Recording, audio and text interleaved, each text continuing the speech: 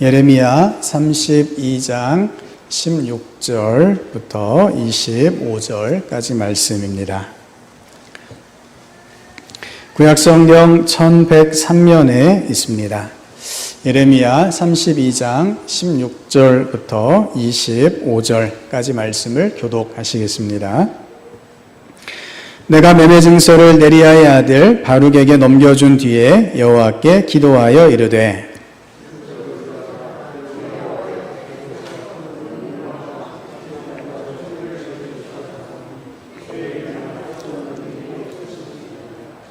주는 은혜를 천만인에게 베푸시며 아버지의 죄악을 그 후손의 품에 갚으시오니 크고 능력 있으신 하나님이시여 이름은 만군의 여호와 신이이다.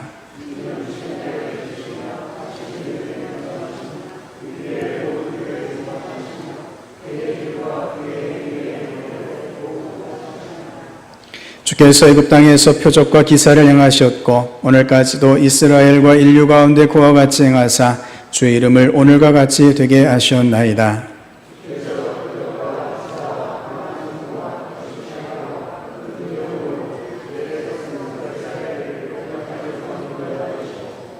그들에게 주시기로 그 조상들에게 맹세하신 바 젖과 꿀이 흐르는 땅을 그들에게 주셨으므로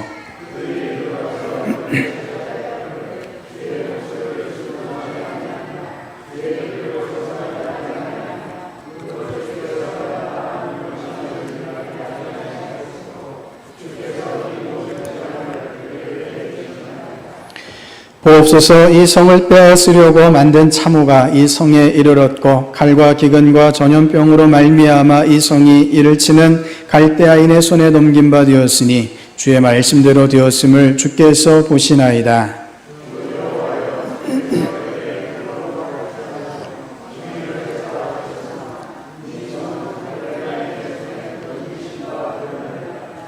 아멘. 우리 하나님께서 날마다 저 여러분을 도우시며 인도하여 주시는 줄을 믿습니다. 하나님의 나라에 이르기까지 날마다 믿음으로 승리하시는 저 여러분 될 수 있기를 바랍니다. 오늘 말씀은 강한 손과 펴신 팔과 큰 두려움으로 라는 제목으로 같이 말씀의 은혜를 나누고자 합니다. 종교개혁자 마틴 루터가 15살 무렵 부모님을 떠나 라틴어 학교에 다니기 위해서 머물렀던 소박한 2층 집이 있습니다. 이 집 앞에는 그림에 보시는 비석이 하나 세워져 있는데요.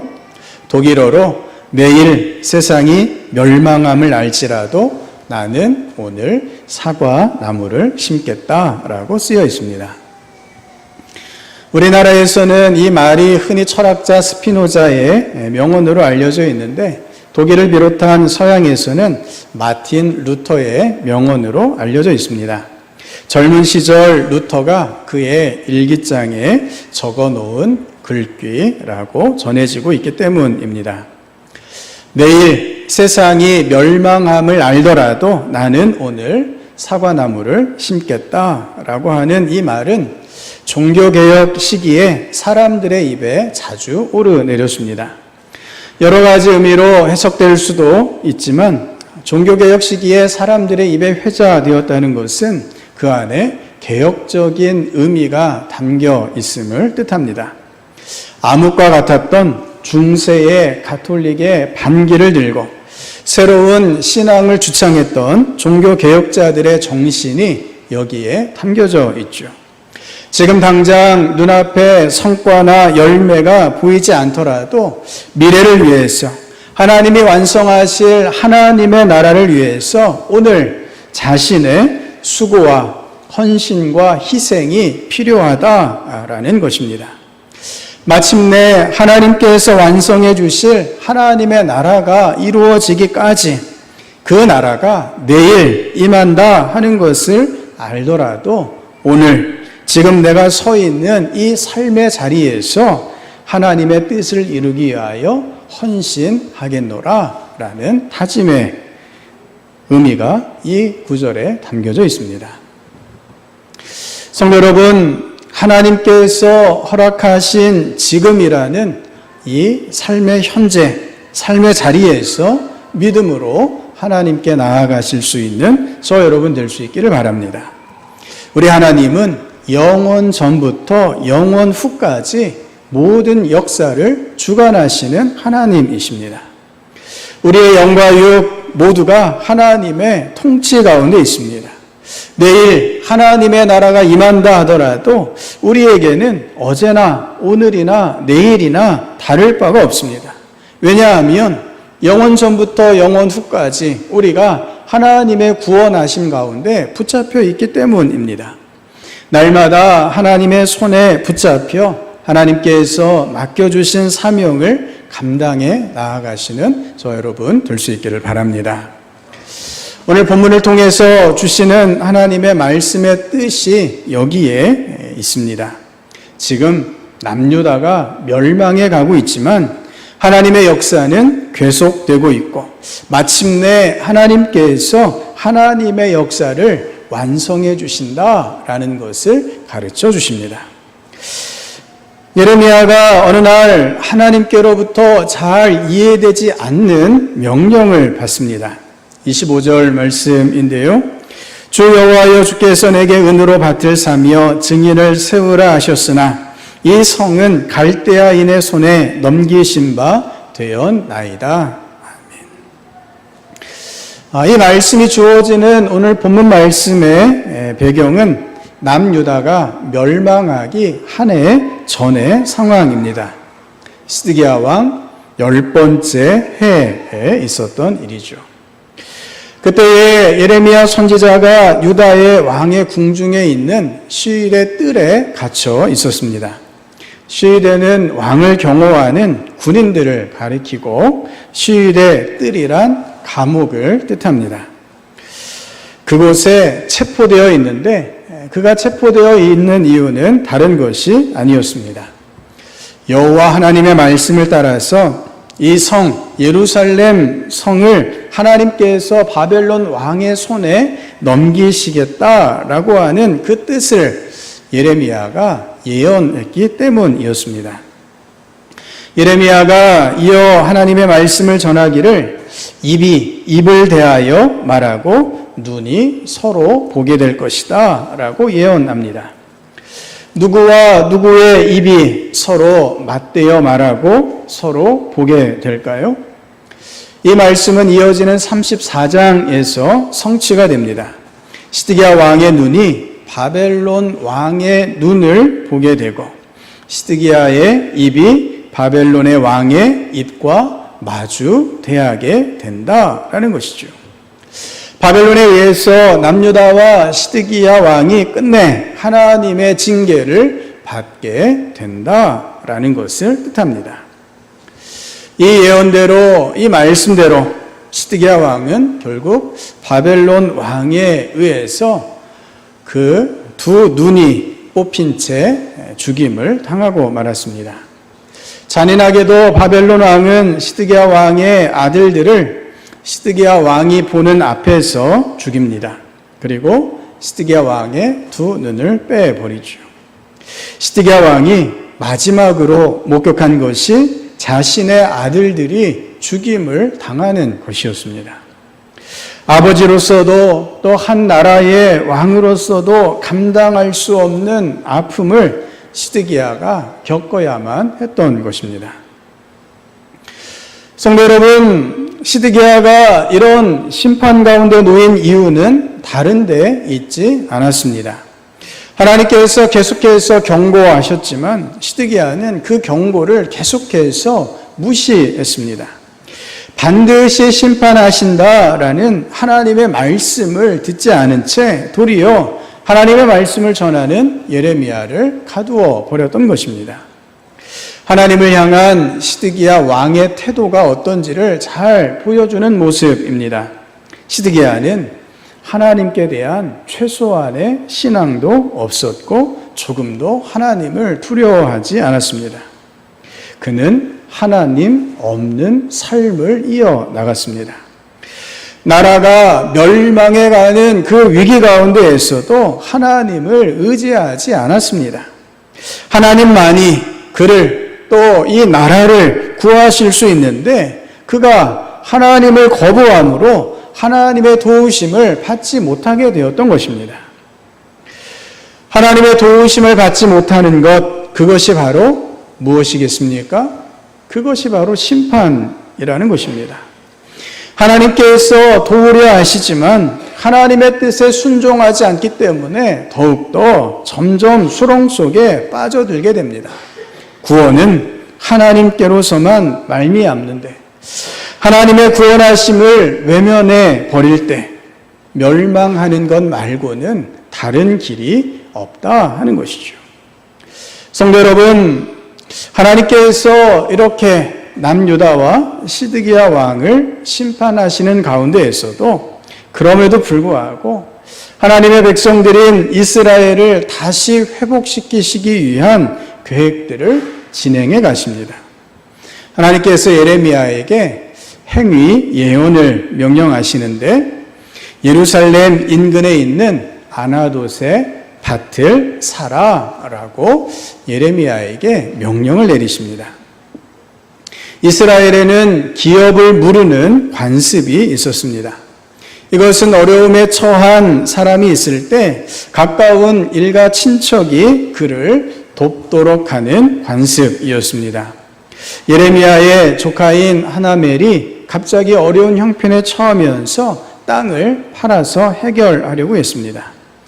조카를 도울 의무가 있었던 예레미야에게 찾아와서 아나돗에 있는 자신의 밭을 사달라라고 요청을 합니다. 그 땅을 구입할 의무가 예레미야에게 있었던 것이죠. 예레미야는 조카의 말을 들으면서 그것이 단지 조카의 말이 아니라 하나님의 말씀임을 깨닫습니다. 조카가 땅을 팔고자 하는 이 행위가 단지 토지 매매의 일이 아니라 하나님께서 행하시고자 하시는 어떤 역사의 일부분임을 깨닫게 되었던 것입니다. 그래서 예레미야는 은 17세겔을 달아주어 그 땅을 구입합니다. 은 17세겔은 대략 노동자의 70여일치에 해당하는 금액입니다. 조카가 내놓은 땅이 그리 큰 땅은 아니었지만 결코 적지 않은 금액을 치르고 그 땅을 사게 되었습니다. 그런데 성도 여러분, 지금 남유다가 어떤 상황 가운데 있습니까? 나라가 멸망하기 직전의 상황입니다. 나라가 멸망하면 땅에 대한 개인의 소유권이 의미가 있습니까? 없습니까? 아무 의미가 없다는 것입니다. 지금 땅을 사는 것은 헛된 일입니다. 그럼에도 불구하고 예레미야는 이 땅을 구입합니다. 더구나 이 땅에 대한 그 과정 역시 분명하고 투명하고 공개적으로 진행하고 있는 것을 보게 됩니다. 앞서 10절 말씀에 보면 증서를 써서 봉인하고 증인을 세우고 은을 저울에 달아주고 라고 말씀을 하고 있습니다. 매매 증서의 효력이 발생하도록 증인까지 세우고 있다라는 것입니다. 봉인은 도장을 찍는 것을 뜻하는데 점토나 밀랍으로 봉한 다음에 그 위에 도장을 찍어서 위조나 변조를 하지 못하게 하는 것을 뜻합니다. 예레미야는 그렇게 증인을 세우고 증서를 봉인하여 땅을 구입한 것에 대한 증거를 확실하게 남겼습니다. 여기에 봉인되지 않은 증서까지 만들었습니다. 봉인되지 않은 증서의 역할은 무엇일까요? 다른 모든 사람들에게 예레미야가 그 땅을 샀음을 증거하기 위한 것이었습니다. 예레미야는 그 증서를 유다 모든 사람들 앞에서 또한 바룩에게 보냅니다. 예레미야가 땅을 샀다라고 하는 사실을 여러 사람들에게 적극적으로 알리고 있는 모습이죠. 성도 여러분, 지금 예레미야가 행하고 있는 이 행위 예언의 뜻이 무엇이겠습니까? 지금 당장에는 남유다에 아무 희망도 없는 것처럼 보이지만 하나님께서 마침내 회복하셔서 그 소유권을 주장할 수 있는 날이 반드시 임하게 될 것이다 라는 것을 그의 행동으로 보여주고 있는 말씀입니다. 사람들이 보기에는 예레미야의 행위가 어리석어 보이고 이해되지 않았습니다. 다들 자신이라면 그렇게 하지 않았을 것이라 라고 말하죠. 그들은 하나님의 역사를 믿지 않았고 또한 하나님의 이끄심을 바라보지 않았기 때문에 결코 그런 일을 할 수 없었던 것입니다. 하지만 선지자 예레미야는 하나님의 뜻을 알았기에, 하나님의 역사를 믿었기에, 하나님께서 회복해 주심을 신뢰했기에 하나님의 말씀 앞에 순종하였던 것입니다. 하나님께서 마침내 성취하여 주실 줄을 믿고 어리석어 보이는 그 일 앞에 순종으로 나아갔습니다. 성도 여러분, 오늘 저 여러분이 이렇게 순종하여 하나님 앞에 나아가실 수 있기를 바랍니다.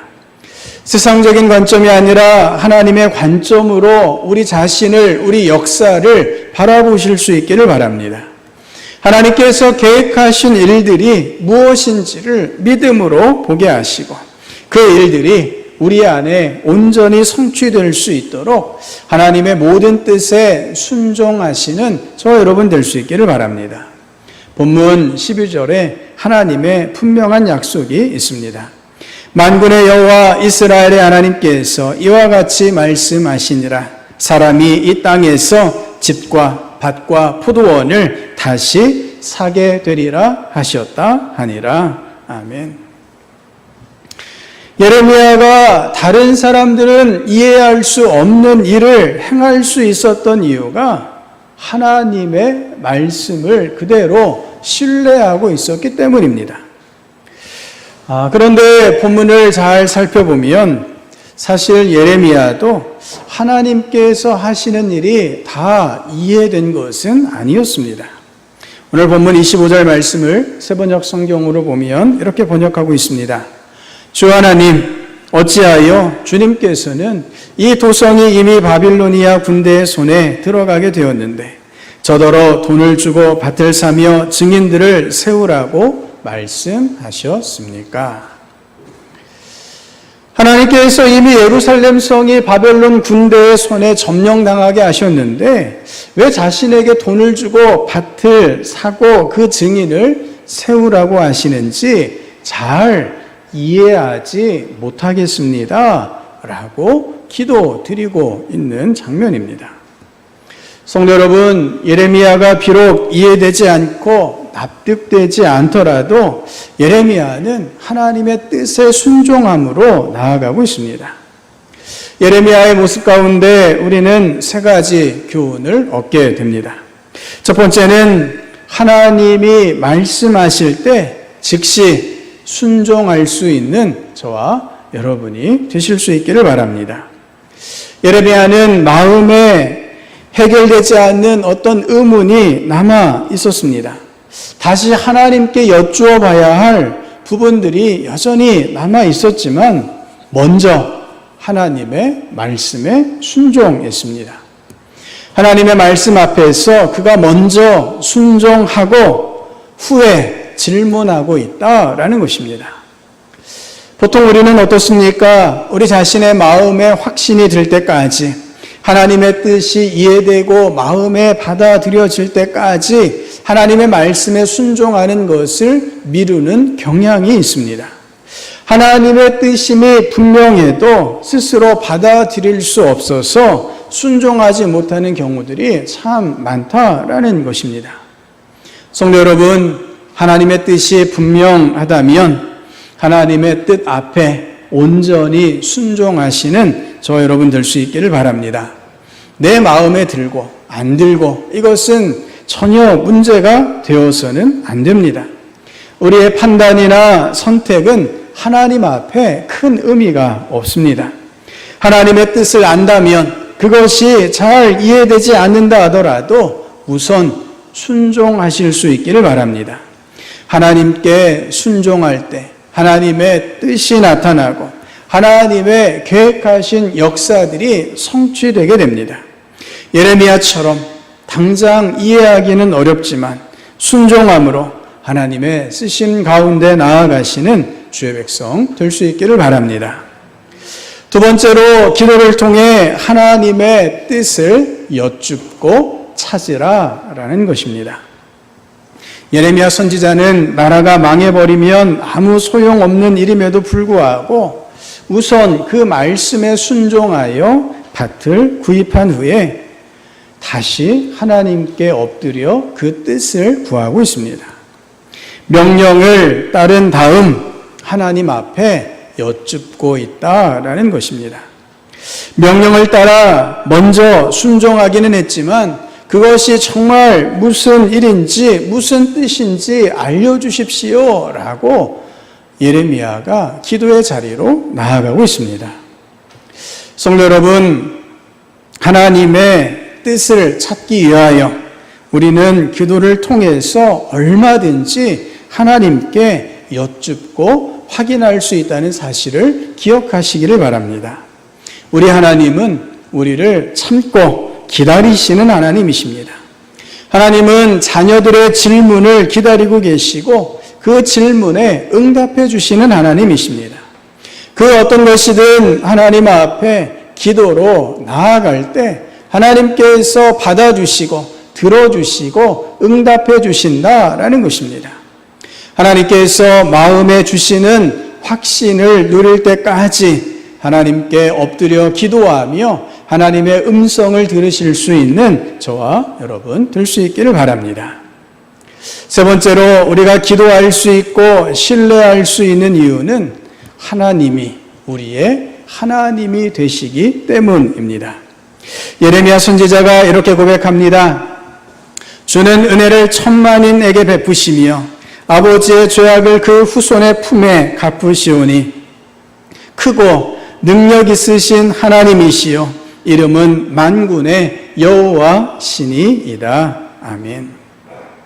우리 하나님이 은혜를 베푸시는 하나님이시요 죄악에 대하여 심판하시는 하나님이심을 예레미야가 고백하고 있습니다. 모든 능력이 하나님께 있음을 고백하고 있죠. 19절은 이렇게 이어서 말씀합니다. 주는 책략에 크시며 하시는 일에 능하시며 인류의 모든 길을 주목하시며 그의 길과 그의 행위의 열매대로 보응하시나이다. 아멘. 놀라운 계획과 전략을 가지신 하나님, 인류의 모든 길에 관심을 가지고 계신 하나님, 그 삶의 행위의 열매대로 보응하시는 하나님이심을 고백하고 있습니다. 성도 여러분, 예레미야가 기도할 수 있었던 이유가 여기에 있습니다. 강한 손과 펴신 팔과 큰 두려움으로 역사하시는 하나님을 신뢰했기 때문에 그가 엎드려 기도하며 하나님의 뜻을 구하고 있습니다. 하나님이 천지를 창조하셨고 역사를 주관하시며 놀라운 능력으로 은혜를 베풀어 주시는 분이시기에 우리는 우리 하나님 앞에 엎드려 기도할 수 있게 되었습니다. 우리 하나님은 능히 저와 여러분의 기도를 들어주시고 기도에 응답해 주시며 하나님의 놀라운 응답의 역사로 함께하여 주실 줄을 믿습니다. 오늘도 우리는 눈앞에 여러 어려움들을 보고 있습니다. 나라가 망하기 직전의 남유다의 상황과 지금의 상황이 얼마나 다를까라는 생각을 해보게 됩니다. 그 어떤 상황이든 그 어떤 형편이든 살아계신 하나님께서 강한 손과 펴신 팔과 크고 놀라운 두려움으로 이 땅을 통치하시며 주의 백성들을 구하여 주시는 줄을 믿습니다. 하나님 앞에 먼저 순종하며 하나님의 뜻을 여쭙고 끊임없이 하나님을 신뢰하며 나아가시는 저와 여러분 될 수 있기를 바랍니다. 기도하시겠습니다.